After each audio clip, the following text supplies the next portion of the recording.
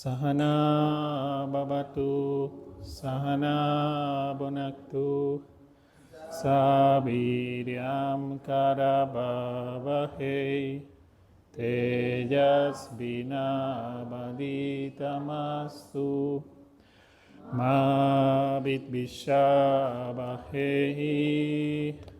Om Shanti Shanti Shanti. Om Paz Paz Paz. Om Namah Shivaya, muy buenos días, bienvenidos al Satsang. Esta mañana daremos continuidad al estudio de la Bhagavad Gita, especialmente el capítulo 11. Recordamos que la Bhagavad Gita, la palabra Bhagavad Gita traduce canto de Dios y es un diálogo entre Krishna, que es un avatar o una encarnación divina como Jesús, Buda. Es un diálogo entre Krishna y Arjuna, que es un discípulo suyo. Recordemos que Arjuna está en medio de una crisis existencial porque debe luchar en una guerra justa, una guerra que busca restablecer el orden, la justicia en un territorio, pero del otro bando hay unos familiares suyos y él no quiere destruirlos. Sin embargo, como sabemos nosotros también a nivel social, a nivel de nuestra vida cotidiana, el bien general prima sobre el bien particular. Y en este caso, Arjuna debe luchar contra sus parientes y restablecer la justicia en el reino de Hastinapura, porque hay un gobierno corrupto en el que está implicando mucho sufrimiento para muchos seres. Entonces el deber de Krishna o el propósito de Krishna con la enseñanza de la Bhagavad Gita es que Arjuna cumpla su deber, cumpla su dharma, cumpla su misión, pero que sobre todo recuerde que esa misión está también, por decirlo así, encomendada por Dios. Él lo que está cumpliendo es la voluntad de Dios por un bien común y el restablecimiento de la justicia. Y en medio de ese diálogo él le da muchas enseñanzas, le empieza hablando de la inmortalidad del alma, pero como Arjuna no entiende esa enseñanza tan elevada, le empieza a tocar un poco el ego diciéndole que él es un guerrero, que debe luchar, que sus enemigos se van a burlar de él si no lo hace. Luego le enseña la ciencia del karma yoga, del servicio desinteresado, de que cumpla su deber sin esperar los frutos, que ofrezca los frutos de su acción a Dios y sobre todo que recuerde que Él no es el que actúa, que realmente es Dios quien actúa a través de todos los cuerpos, todas las mentes. Luego más adelante le da una enseñanza incluso sobre meditación y digamos que, bueno, hay otra enseñanza muy importante sobre las glorias divinas, donde Krishna le enseña sobre cómo Krishna o esa divinidad se manifiesta en toda la naturaleza, en todos los seres, pero que para nosotros es muy fácil o más fácil reconocerlo en aquello que es de cada especie, por decirlo así, el más grande, el más poderoso. Entonces dice que entre los montes soy el Kailas, lo que para nosotros es el monte Everest, que entre las luminarias soy el sol, entre las aguas el océano, entre los animales marinos soy el tiburón, y así sucesivamente va como describiendo de cada aspecto de la naturaleza lo más grande. Y decíamos en su momento que si está en lo más grande, también está en lo más pequeño. Que realmente en la naturaleza no hay nada pequeño, todo es poderoso por sí mismo en su propia escala. Y sobre todo desde el entendimiento de que cada elemento de la naturaleza cumple su misión. Y es, como decimos nosotros, hacer karma yoga o servicio desinteresado. El sol nos ilumina a todos, ¿cierto? La lluvia igual cae sobre todos sin distinguir.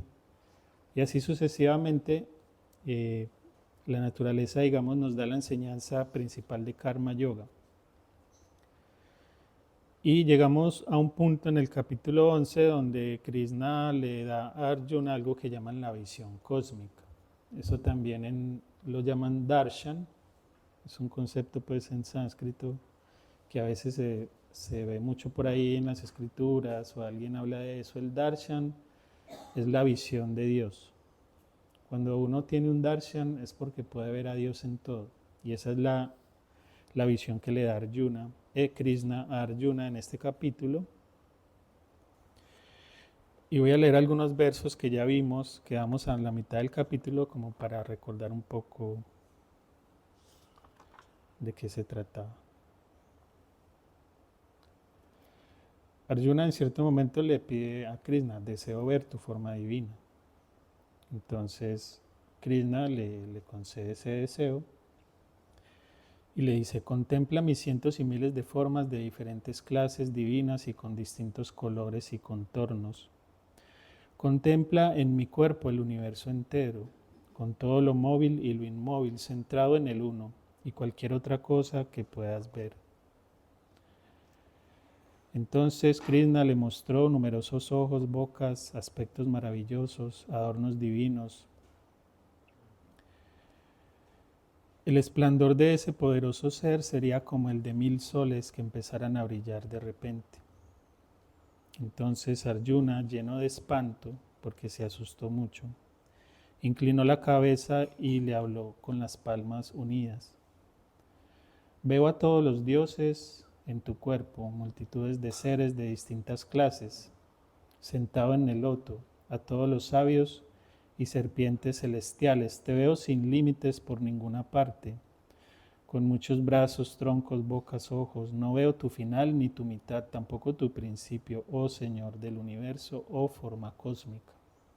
Y aquí lo que nos está diciendo es que, más que una forma, es que nos está hablando de la omnipresencia de Dios, de que todos los seres es una manifestación de Dios, o es Dios, ¿cierto? Por decirlo así, cada uno de nosotros somos un átomo dentro del cuerpo de Dios, por decirlo así. Y esa es una realidad, eso no es una teoría. Porque pregúntense, por ejemplo, ¿por qué existe todo esto en vez de la nada? ¿Por qué no mejor un vacío absoluto donde nadie existe? Porque existe todo esto y ¿qué es todo esto? ¿Cierto? Y ahí uno puede teorizar mucho, pues. Pero para los yogis es claro que la existencia misma es Dios, no hay distinción. Y la palabra Dios no tenemos que relacionarla netamente a esa visión religiosa tradicional, ortodoxa de algunas corrientes, sino que es como una visión mucho más amplia. Porque recordemos que para las visiones ortodoxas, Dios es el Padre del cielo, por lo general masculino, nos vigila, nos castiga, nos concede favores. La creación es aparte de Él la creó, pero es algo aparte de Él. Esto es un cuento diferente. Para los yogis, digamos que Dios se manifiesta como existencia, por eso hablamos de Sat Chit Ananda. Y la naturaleza de esta existencia, nosotros estamos acostumbrados a hablar, porque hay que reconocerlo así, es solo un modo de hablar, de que este universo está hecho de materia, de energía. Pero para los yogis realmente la naturaleza última de la existencia es conciencia. Y ellos explican por qué. Eso lo iremos viendo en algún momento cuando estudiemos a Shankaracharya muy prontamente, como ellos explican que realmente lo que para nosotros es la materia física, realmente es materia sutil, está hecho es de otra cosa. Solo que en la combinación de los elementos sutiles da la apariencia de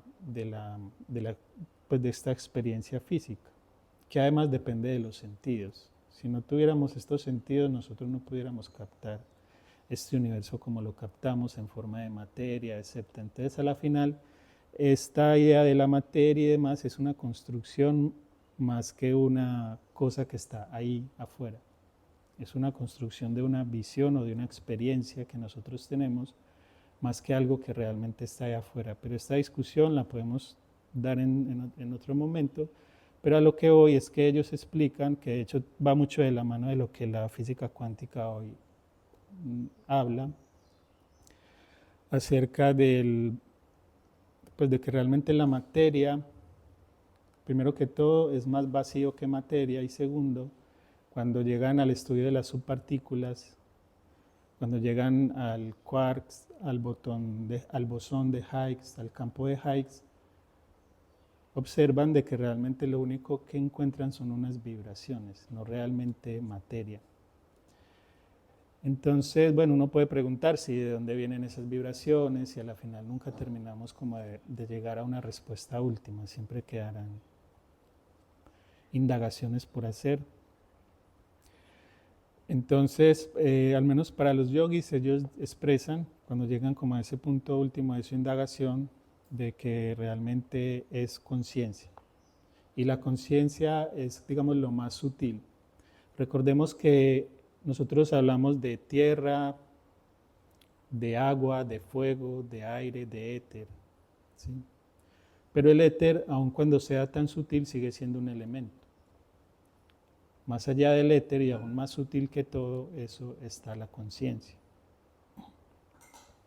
Y que explican es el origen pues de toda esa cadena de, digamos, de condensación de la materia desde el éter hasta la tierra. Y entonces aquí Krishna pues le está expresando que realmente todo es una manifestación divina, que cada uno de nosotros somos parte del cuerpo de Dios y que realmente no es ni siquiera es posible hablar de cada uno de nosotros porque realmente no hay separación. No hay un yo, no hay un tú, no hay un él, no hay un ella. Todo eso son discursividades que nos hacen ver la realidad de cierta manera, pero para los yogis, más allá de esa discursividad que nos separa, hay un solo ser y es Dios, que permea todo. Y en esta visión cósmica eso es lo que Krishna le está mostrando. Muchos brazos, muchas bocas, muchos... ¿Los brazos de quién? Nuestros brazos, nuestras bocas, nuestros ojos, nuestras mentes. Eso es lo que le está mostrando, que todo esto que estamos viendo aquí a nuestro alrededor es Dios.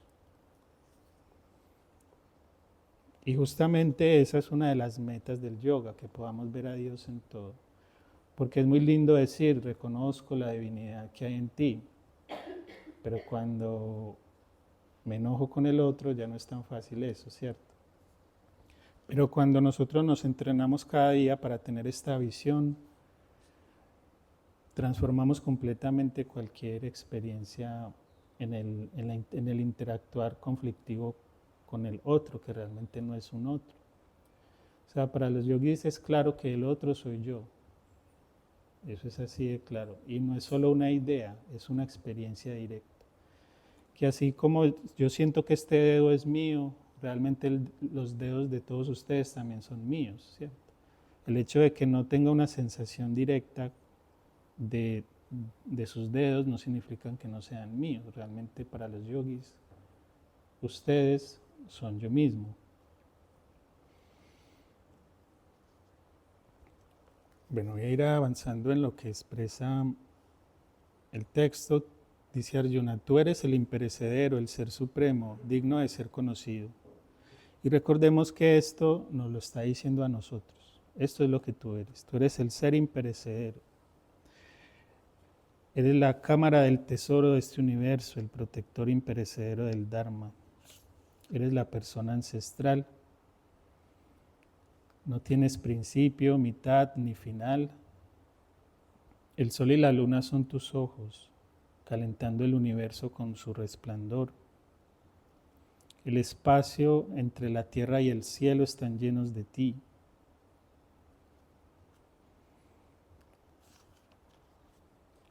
Y la vez pasada terminamos más o menos en el verso 25.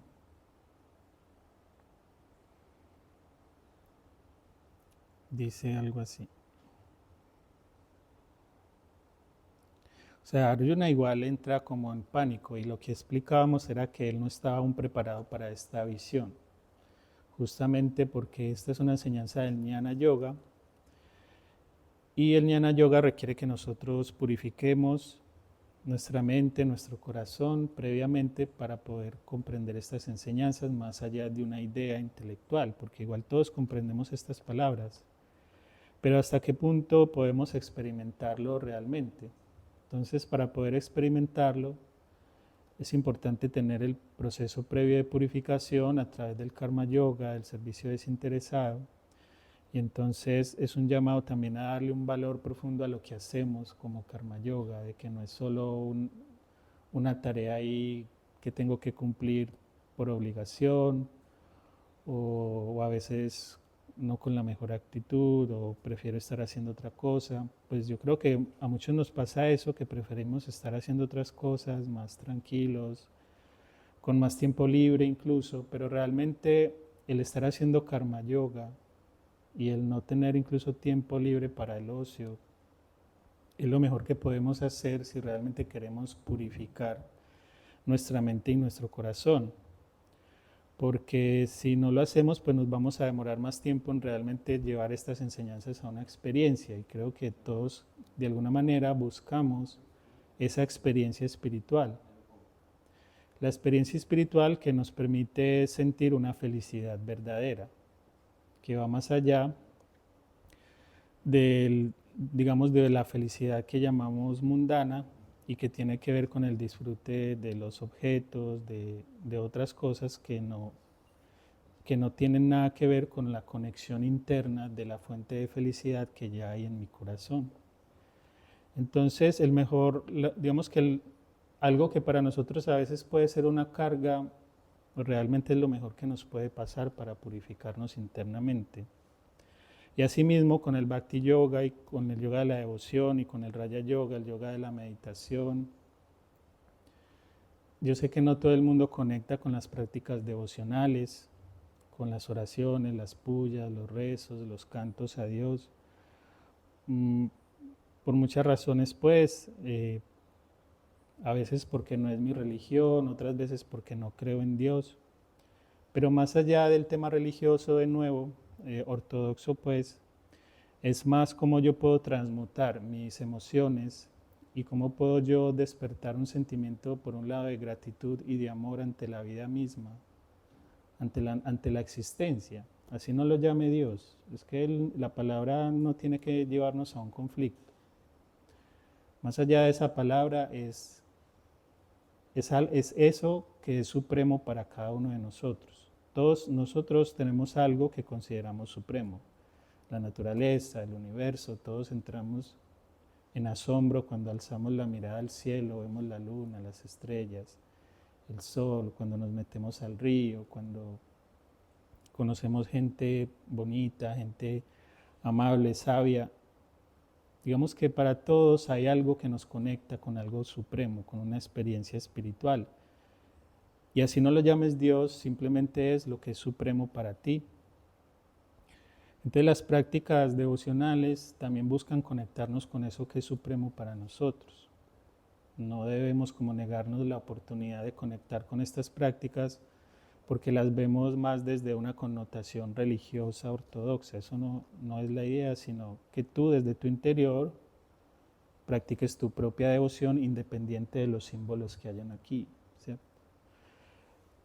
Y en relación con el Raya Yoga también nos pasa mucho que nos resistimos mucho a la disciplina, porque es que el Raya Yoga es de mucha disciplina. Es de tú practicar todos los días asanas, pranayamas, de todos los días sentarse a meditar. Y si no lo hacemos va a ser muy difícil realmente que podamos llegar a una experiencia espiritual. Swami Shivananda dice que el atajo es saber que no hay atajos. O sea, aquí en el camino espiritual no hay atajos. No hay manera de que yo pueda llegar de manera express, como decimos, a una experiencia espiritual. Todo eso requiere un esfuerzo arduo, una dedicación constante, de mucho tiempo, de disciplina, que que conforme uno lo va haciendo, va viendo los resultados y cada vez se va comprometiendo mejor, mucho más a continuar. Pero para eso hay que pasar como ese umbral en el que me cuesta demasiado. Hay que, si es necesario, obligarse a hacerlo para luego darse cuenta que es lo mejor que pudimos haber hecho. Porque al final, para poder comprender toda esta sabiduría y llevarla a una experiencia, pues como el caso de Arjuna, posiblemente no lo comprendamos y terminemos más confundidos que otra cosa. Por lo que les mencionaba la vez pasada, o en cierto momento, al ego no le gusta morir, el ego se resiste a morir. Y todas estas enseñanzas nos muestran, digamos, a lo que llevan es a la muerte del ego, porque nos hacen recordar que no hay un individuo realmente, que la individualidad es solo una idea que tenemos en nuestra mente. Por ejemplo, Yotin es solo una idea en sus mentes y en la mía, eso es todo. Pero Yotin realmente no es algo que exista realmente ahí fuera, es solo un juego de roles en el que estamos inmersos por karma y porque así fuimos programados, como dicen por ahí, porque así fuimos adiestrados, educados. Entonces, al salir de este juego de roles, por decirlo así, el ego se resiste a ello, a morir. Y por eso nos pasa lo que Arjuna, entramos en pánico, nos aterrorizamos, porque Arjuna le dice a Krishna, por favor muéstrame de nuevo tu forma normal, ya estoy completamente aterrorizado.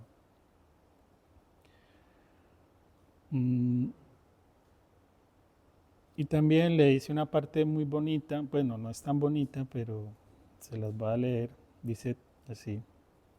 Tras ver tus bocas terribles y llenas de dientes como los fuegos de la disolución cósmica, no distingo las 4 direcciones ni encuentro la paz. Ten misericordia, oh Señor, oh morada del universo. Todos los hijos de Dhritarashtra, recordemos que los hijos de Dhritarashtra son los Kauravas que están del otro bando contra los que Arjuna debe luchar. Todos los hijos de Dhritarashtra con las huestes de los reyes de la tierra, con los jefes de todos nuestros guerreros, todos ellos entran apresuradamente en tus bocas de dientes terribles y cuya contemplación produce espanto. Algunos quedan atrapados en los huecos que hay entre los dientes, con las cabezas aplastadas, reducidas a polvo. Entonces, esta parte narra cómo finalmente esa fuerza divina, queramos o no, termina siempre destruyendo ese ego, siempre. Ese es el fin de todos. Aunque uno ahora no lo vea, ni siquiera lo crea, todos los seres están destinados a morir en ese ego, a destruir el ego, por decirlo así. Esa fuerza divina nos lleva en última instancia a eso. A veces de una forma amable, a veces de una forma fuerte, pues. Y lo que describe aquí es un poco esa forma fuerte, como le está diciendo que igual todos esos seres ya de por sí han sido destruidos por la voluntad divina.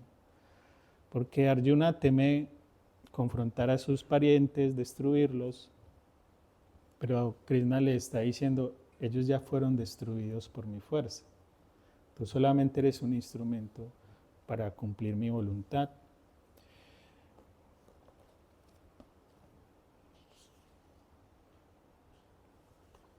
Y también es obviamente una metáfora sobre la muerte, cómo nosotros vamos hacia eso, porque dice, por ejemplo, en el verso 28, en verdad, como una multitud de ríos fluyen hacia el océano, así estos héroes del mundo entran en tus llameantes bocas. O sea, todos nosotros somos como un río que va fluyendo, al menos el cuerpo físico es como un río que va fluyendo hacia la muerte, y eso es inevitable.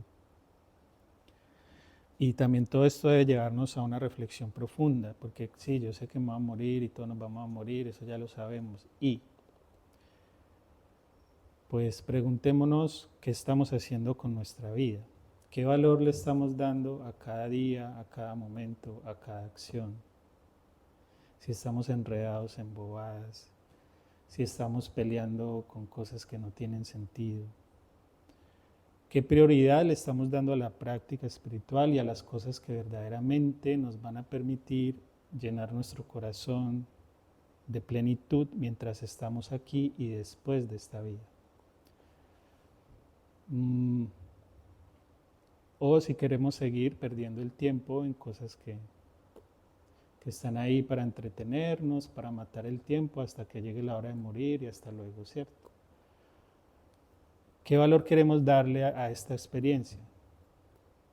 ¿Cómo queremos darle el mayor valor posible? El sentido más profundo que podamos darle a la vida, a la nuestra y a las de los demás, porque aquí no estamos solos. Sí, es como eso. Luego Krishna le dice a Arjuna: soy el poderoso destructor del mundo, soy el tiempo, y ahora estoy atareado destruyendo los mundos. Aún sin ti no sobrevivirá ninguno de estos guerreros.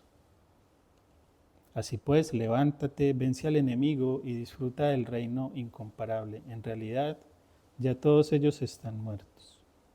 Sé tú un mero instrumento, que fue lo que había mencionado. Recordemos que todo esto tiene una simbología. Entonces, cuando él le dice levántate y lucha, está diciendo haz práctica espiritual y destruye todos los demonios internos de tu mente, ¿sí? No es ir a matar gente, esa no es la connotación. Todo esto es simbólico y al inicio lo explicamos y lo menciono para que lo recordemos, que el campo de Kurukshetra, que es donde se da la guerra, es nuestra mente, es nuestro mundo interno. Que Arjuna, que está ahí en esa confusión, como dice Cristina, en una pataleta, es nuestro ego, una parte de nuestra mente. Que Krishna es Dios, que es nuestra alma, que ya es sabia, que ya conoce todo esto, y que cuando nosotros hacemos la práctica espiritual y nos conectamos, recordamos toda esta sabiduría. Que los Pandavas, que son los hermanos de Arjuna, representan las virtudes, entre ellos Yudhishthira, que es el hermano mayor, representa la justicia, y que los Kauravas, que son los del otro bando, los primos de Arjuna, que nosotros llamamos los malos del cuento, son los demonios internos, los aspectos negativos de nuestra mente. El orgullo, la vanidad, la codicia, la ira, los celos, la envidia, y la lista es muy larga. Entonces, toda esta destrucción de la que habla Krishna y que invita a Arjuna a hacer esa guerra, todo eso es simbólico sobre la guerra interna que hay en nuestra mente y en nuestro corazón. Y el acto de luchar y de destruir a esos seres es la práctica espiritual. Para que no malinterpretemos esto, porque igual se puede prestar también para eso.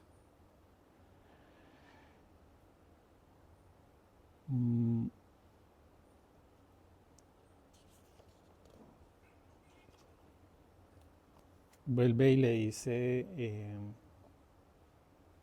Arjuna a Krishna: tú eres el Dios primordial, el Purusha ancestral, el supremo refugio de este universo, el conocedor, lo cognoscible, la morada suprema.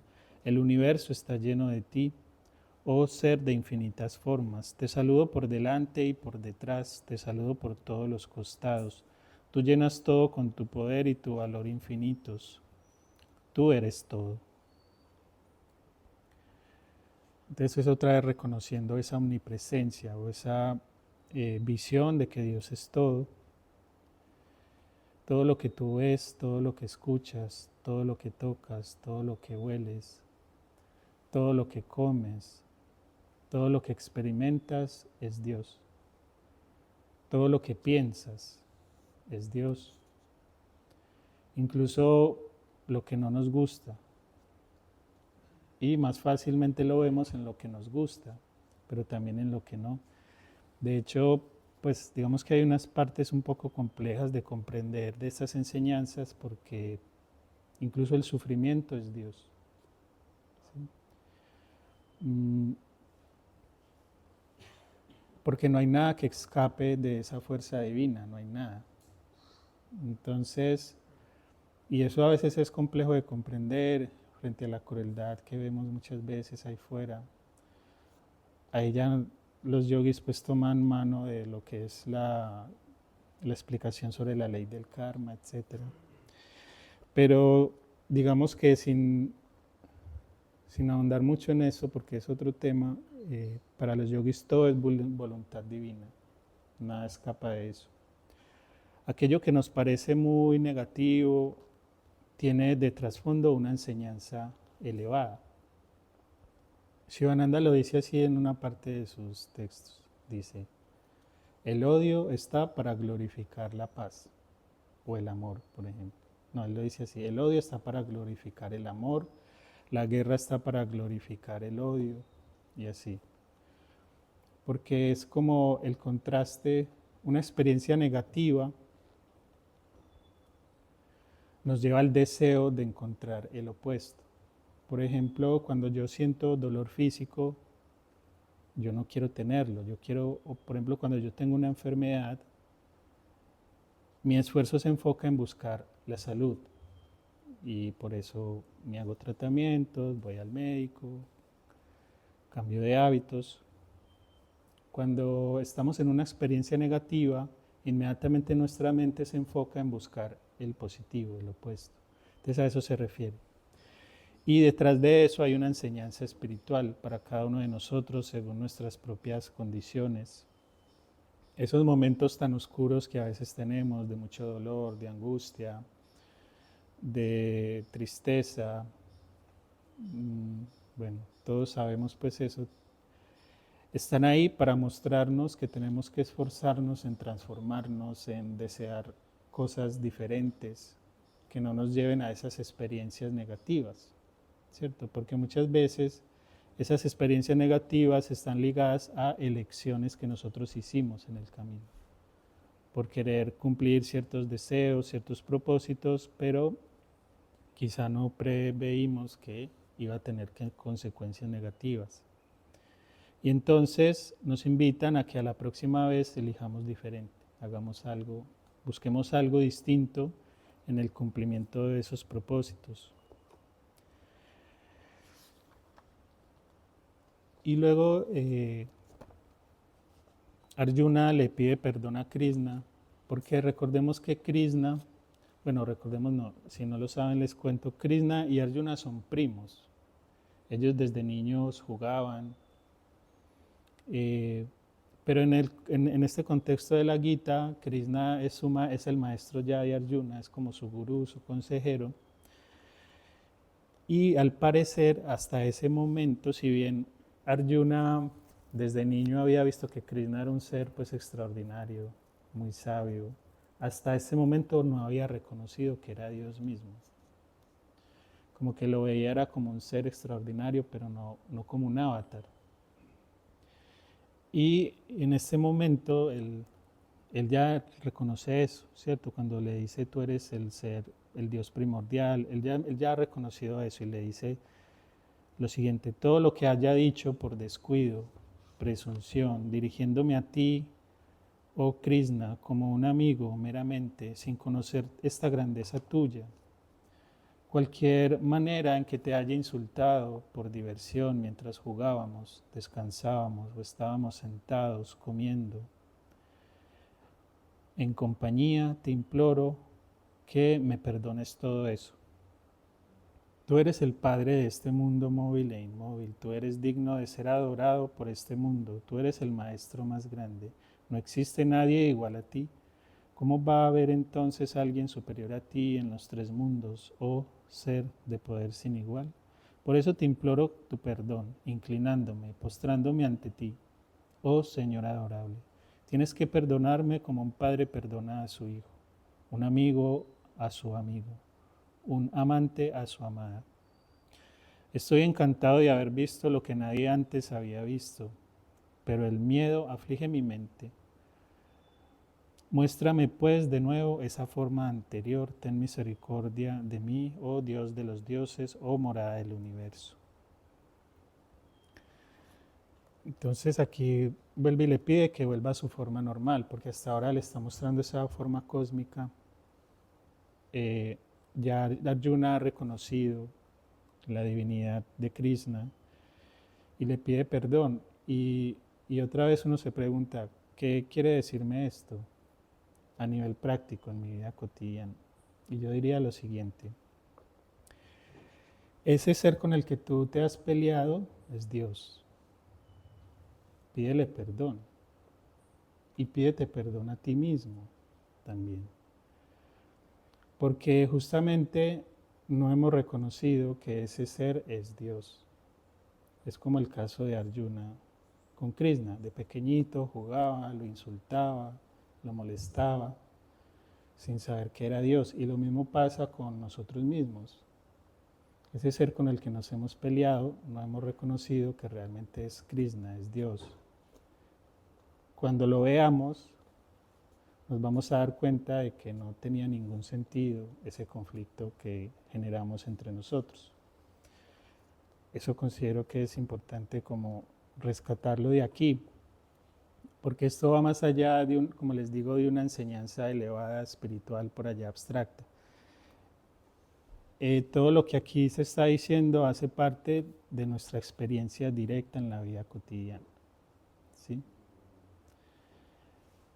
Entonces trata de ver a ese ser que te causa conflicto como Dios. Incluso, por ejemplo, a mí a veces me ha pasado que yo miro, pero es porque he hecho pues como unos ejercicios muy intensos de concentrarme en la imagen de Krishna, en la que han visto en Rasa Lila, específicamente esa pintura en específico, esos colores, todo.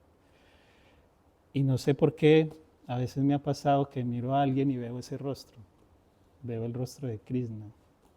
Entonces es como eso, como que es llegar a esa visión profunda de Dios en todos.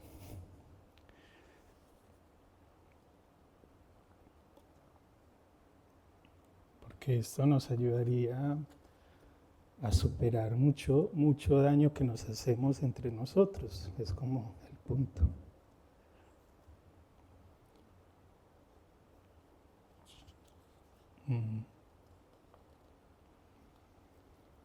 Entonces Arjuna le pide que le muestre su forma normal. Voy a ir avanzando, ya nos falta poco, al menos que logremos leerlos y creo que la reflexión ya ha sido hecha. Krishna le dice a Arjuna: oh Arjuna, te he mostrado esta forma cósmica por mi poder yógico. Nadie antes que tú había visto esta forma cósmica, esplendorosa, primigenia. Nadie más que tú entre todos los hombres puede verme bajo esta forma, ni mediante el estudio de los Vedas, sacrificios, ni por donativos, rituales, ni penitencias rigurosas. O sea, no está diciendo que esto no sirva, de hecho sirve hacer penitencia, estudio de Vedas, sacrificios, en general práctica espiritual, pero esto se lo dice es por lo siguiente. Bueno, no sé dónde está el verso, pero se lo dice es porque él expresa que realmente quien puede llegar a verlo es aquel que tiene devoción profunda, es la devoción.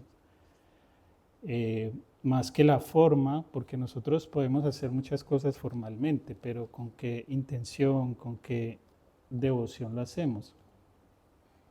Entonces él le dice que Arjuna lo ha podido ver no tanto por esas prácticas formales, sino por la devoción profunda que siente por él.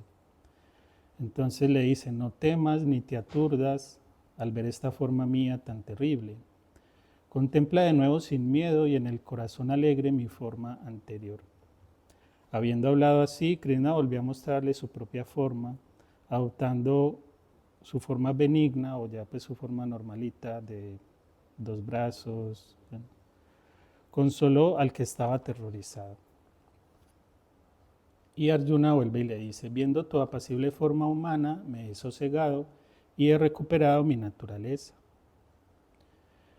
Krishna le contesta, es realmente difícil ver esta forma mía, hasta los dioses suspiran por contemplarla. Solo mediante una devoción exclusiva se me puede ver y conocer bajo esta forma y entrar en mí. El que hace todas sus acciones por mí, me considera el Ser Supremo, está consagrado a mí, libre de apego, y no siente enemistad contra ningún ser, ese viene a mí. Y así termina este capítulo. Voy a volver a leer esta parte. Solo mediante una devoción exclusiva se me puede conocer bajo esta forma, o sea, la visión cósmica de Dios en todo, ver mi realidad y entrar en mí. El que hace todas sus acciones por mí me considera el Supremo, está consagrado a mí, está libre de apego y no siente enemistad contra ningún ser, este viene a mí, oh Arjuna. Voy a leer el último verso no, cómo cierra, cada capítulo cierra de esta manera. Hari Om Datsat Iti Srimad Bhagavad Gitatsu Upanishatsu Brahma Vidyayam Yoga Sastre Sri Krishna Arjuna Sambade Visvarupa Padarshan Yogo Nama Ekadashodhyayaha. Y esto traduce, así termina el capítulo 11 de las Upanishads, de la gloriosa Bhagavad Gita. La ciencia de lo eterno, la escritura del yoga, el diálogo entre Sri Krishna y Arjuna, titulado El yoga de la visión de la forma cósmica.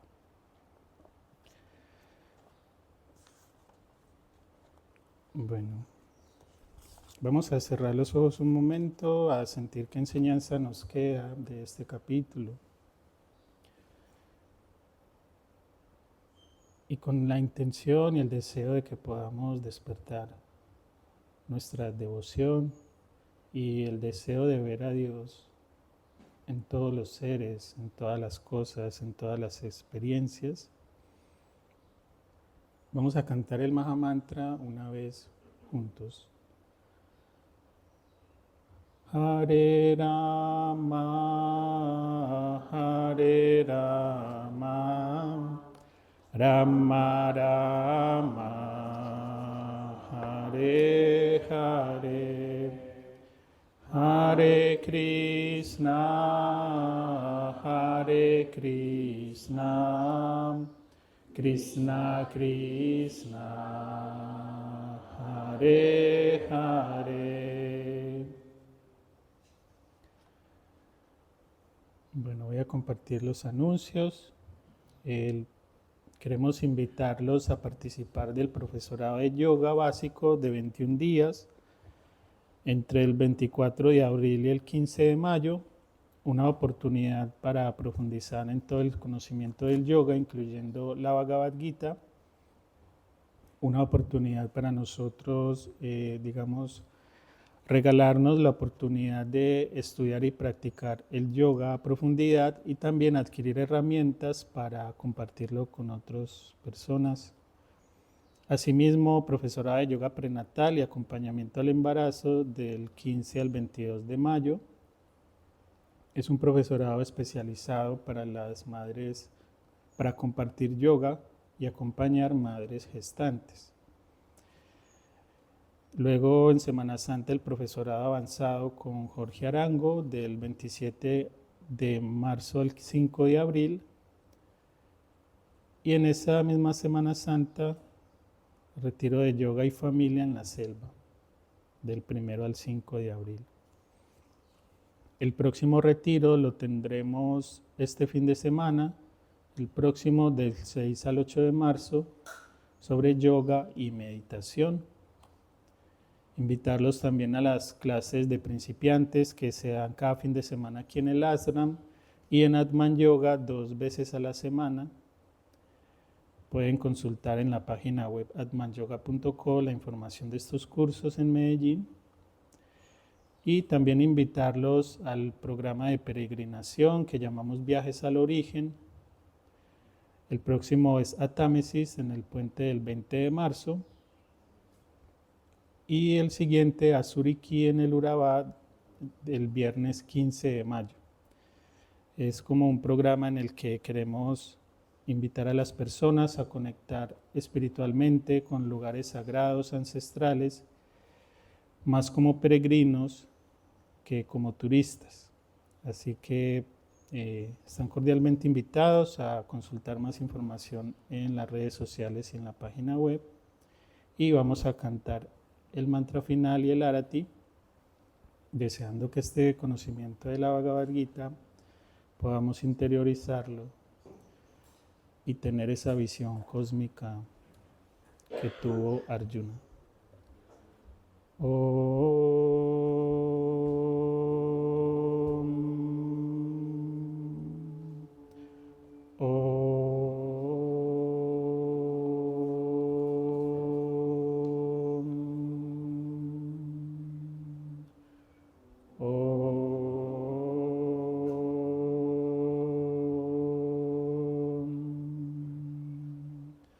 Trayambakam yayamahe sugandhim pustivardhanam urvarukamiva bandhanam mrityormuksiyamamritat.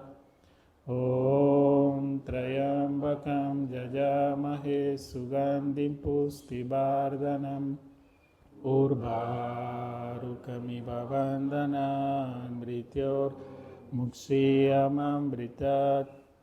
Om Trayambakam yayamahe sugandhim pustivardhanam urvarukamiva bandhanam mrityormuksiyamamritat. Om Shanti Shanti Shanti. Om Pas Pas Pas.